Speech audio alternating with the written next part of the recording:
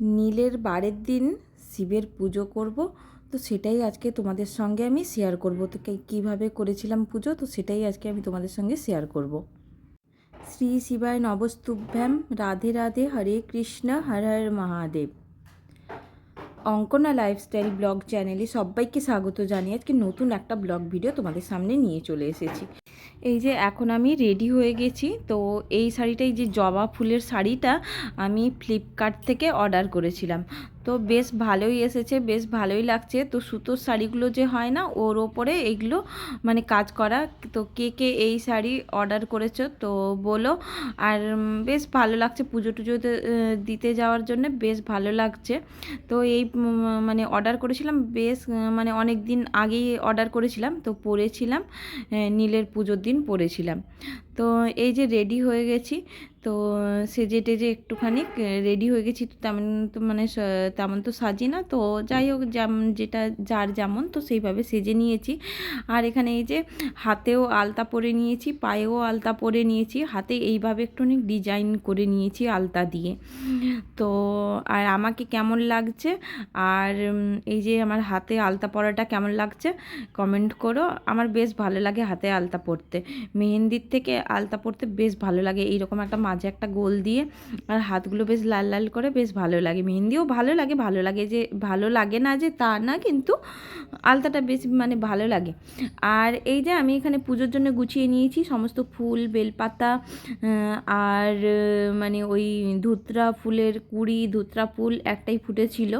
তো সমস্ত কিছু থালাতে গুছিয়ে নিয়েছি, আর পঞ্চামৃত, তো সমস্ত কিছু কিন্তু আমি থালার মধ্যে, একটা থালার মধ্যে গুছিয়ে নিয়েছি। তো এখানে এই যে প্রদীপ জ্বালিয়ে নিয়েছি। তো প্রদীপগুলোও এমনি সর্ষের তেল বলছি, তিলের তেল দিয়ে বাতি দিয়ে মাটির প্রদীপ জ্বালিয়েছি। আর একটা তো মানে পেতলের প্রদীপ তো জ্বালিয়েছি, মাটির প্রদীপ ভগবানকে নিবেদন করেছি। আর এখানে আমি সমস্ত কিছু নিয়ে নিয়েছি, মানে চন্দন, সিঁদুর আর চাল, এই যা যা কিছু লাগে সমস্ত কিছু কিন্তু গুছিয়ে নিয়েছি। তো গুছিয়ে নেওয়ার পরে তো তারপরে আমি পুজোটা শুরু করে দিয়েছিলাম। আর এখানে এই যে সমস্ত কিছু আমার গোছানো হয়ে গেছে, কমপ্লিট হয়ে গেছে গোছানো।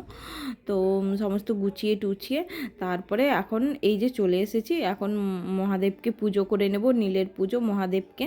তো এখন চন্দন লাগিয়ে নিচ্ছি মহাদেবের মাথাতে। আর ওখানে গোপু সোনাদেরও স্নান টান করিয়ে মানে মানে ওখানে ভোগ লাগিয়ে বসিয়ে দিয়েছি। আর এখানে এই যে তারপরে মহাদেবকে পুজো করে নিচ্ছি, নীলের পুজো। তো চন্দন লাগিয়ে দিচ্ছি, আর স্নান করানো হয়ে গেছে মহাদেবকে পঞ্চামৃত দিয়ে, সমস্ত কিছু যা যা কিছু লাগে সমস্ত কিছু দিয়ে কিন্তু আমার পুজো করা হয়ে গেছে। তারপরে এই যে যা যা কিছু হয় ওগুলো কিন্তু দিয়ে দিচ্ছি সুন্দর করে।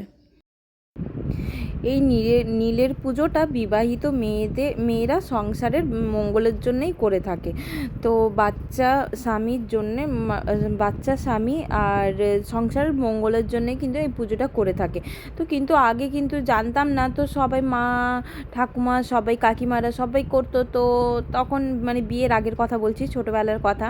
তো তখন করতে খুব ইচ্ছে করতো, কিন্তু মা বলতো না করতে নেই। কিন্তু এটা কখনো বলতো না যে হ্যাঁ এটা বিয়ের পরে করতে হয়, ওটা বিয়ের পরে বললো। তো যাই হোক, তো বিয়ের পর থেকেই করছি এই নীলের পুজো। তো ছেলে যখন হয় ওইভাবে মানে নিরামিষ পরোটা তরকারি খেয়েই কিন্তু করেছিলাম, যেহেতু ছোট বাচ্চা ছিল।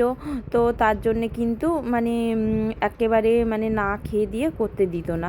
তো সকালে সকালে পুজো করে তারপরে কিন্তু ভগবানের মানে পুজো করে তারপরে কিন্তু খেয়ে নিতাম, মানে পরোটা তরকারি, নিরামিষ তরকারি।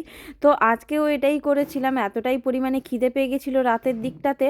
তো তার জন্যে কিন্তু আমি মানে পরোটা আর আলুর তরকারি প্রায় 11:30-12টার দিকে খেয়ে নিয়েছিলাম, ভীষণ খিদে পেয়ে গেছিলো। তো ভগবান ক্ষমা করে দিও। তো যাই হোক, এখন আমার পুজোটা কমপ্লিট হয়ে গেছে।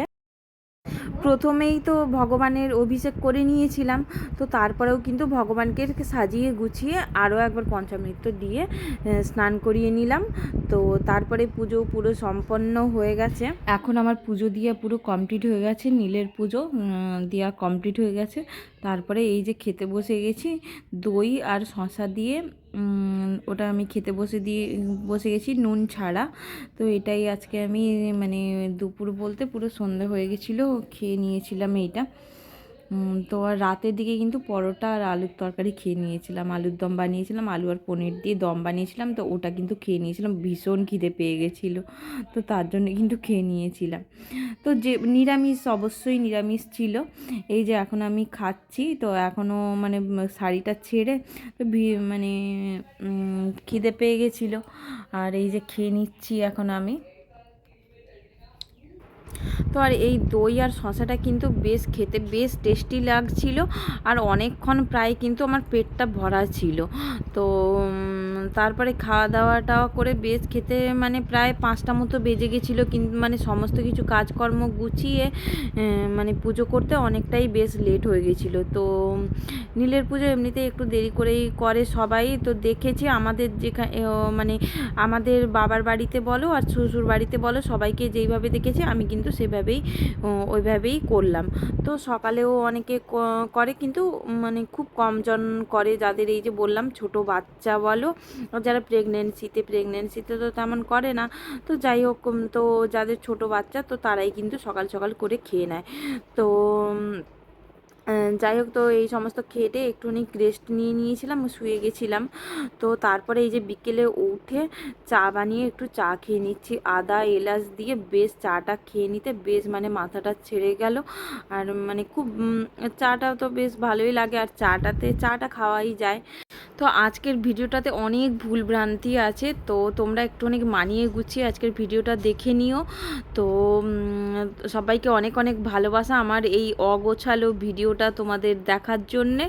তো সবাইকে অনেক অনেক ভালোবাসা আমার তরফ থেকে এতক্ষণ পর্যন্ত দেখার জন্যে। আজকের ভিডিওটা তোমাদের কেমন লাগলো কমেন্ট করে জানিও। যদি ভালো লেগে থাকে তাহলে একটা কমেন্ট করে দিও, আর যারা যারা নতুন বন্ধু তারা প্লিজ সাবস্ক্রাইব করে আমার পাশে থেকো, আর কমেন্ট করে দিও, একটা লাইক করে দিও।